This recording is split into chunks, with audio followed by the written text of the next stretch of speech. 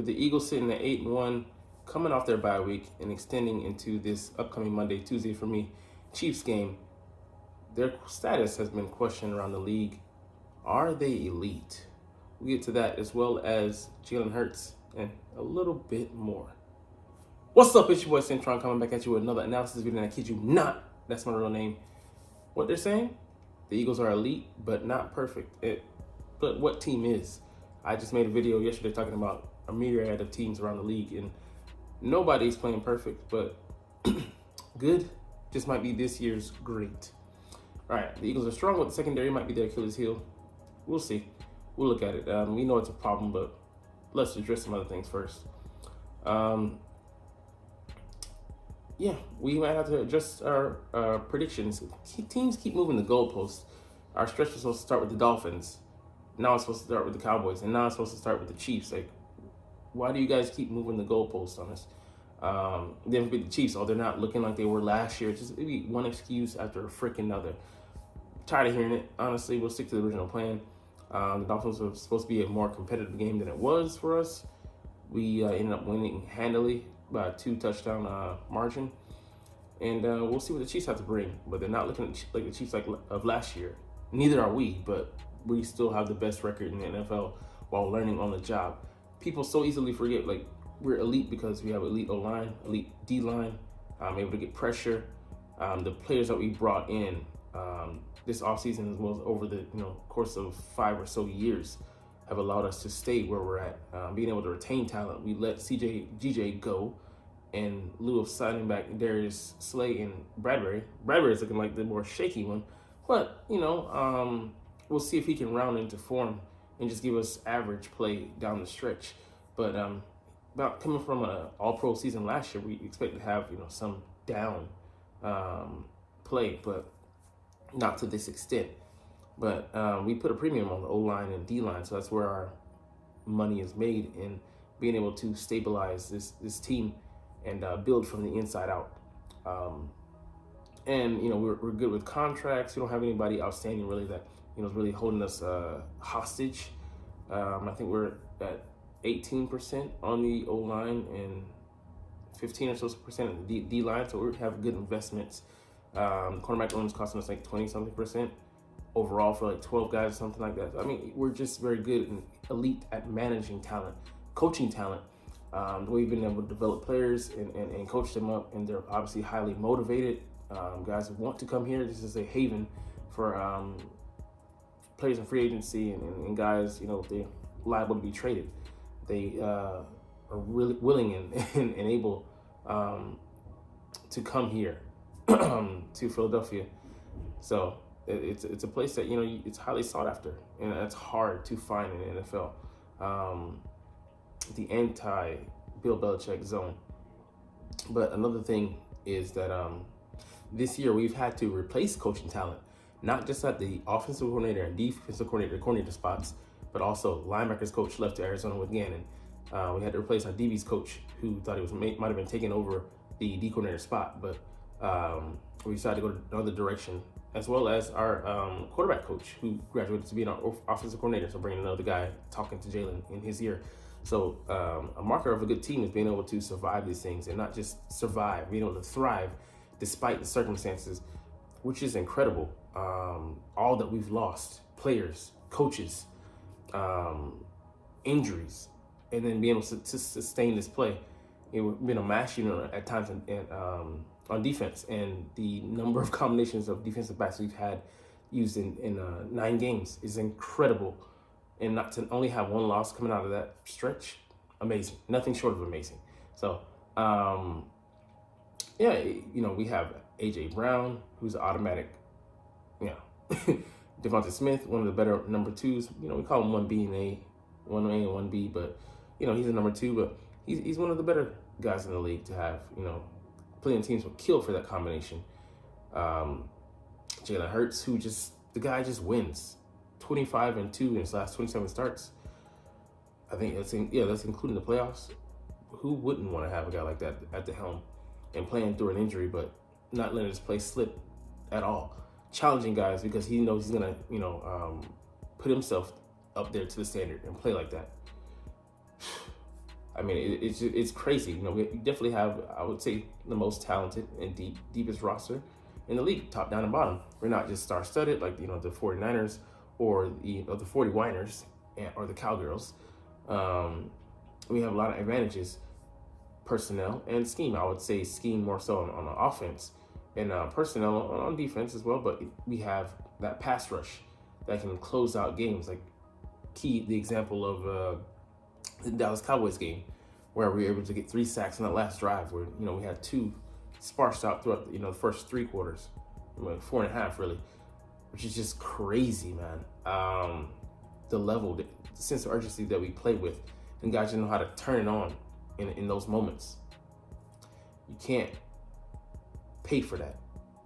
I mean, you literally can, but you can't afford it in the salary cap era. That's why Dallas struggled for 28 years. But yeah, we got to have it.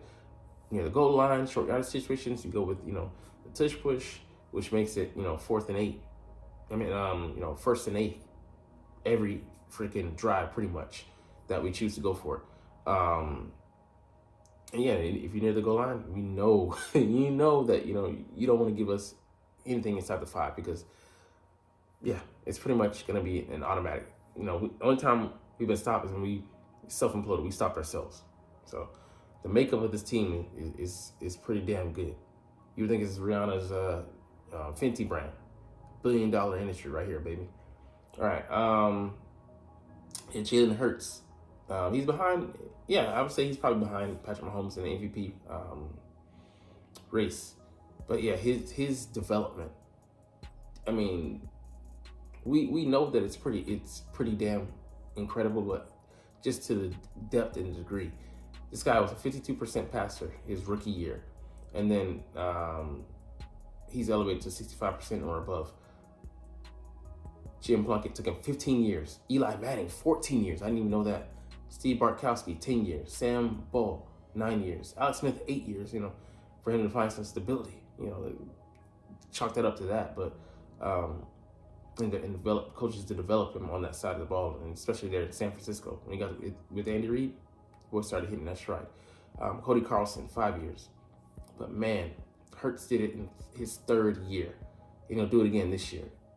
Like it's just wild to have the model of consistency. This stat underscores it. Hurts has been over 73% 4 times this year, already the most in Eagles history with 8 games to go. That's insane. We've had Ron Jaworski, we've had Randall Cunningham, we've had Donovan McNabb, who's up until this point the golden standard for us here in Philadelphia, and due to them not providing him the proper resources, he only went to 1 Super Bowl and a handful, 5 NFC Championship games, but just was what it was. But I'm happy that they changed the philosophy and stocking Jalen up with talent around him, and going out and for the first and foremost making the move to get him when we had Carson Wentz here, and he was not showing signs of delayed or I say deteriorating development. What a move! What a gutsy move by Howie! But it just shows you where this organization is at.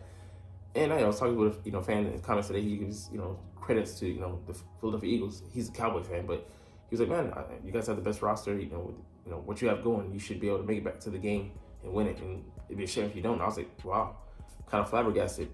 That honesty from a rival, an enemy. But they run one thing holding Dallas back. There's one guy, Jerry Jones. Like we're diametrically opposed on the path we're on because he said it that way. Don't make moves at the trade. Conservative on having coaches that just are yes men. He the coach himself is stuck in the olden days with the approach on the offense. And yeah, it's starting to just to cut loose a little bit, but I just in critical times I think going to come up short because it's just a different culture, and that starts from the top down. They got rid of Amari Cooper, which they should have never done, but and that's other assessments for another day for a rival. But yeah, it's just the difference, man.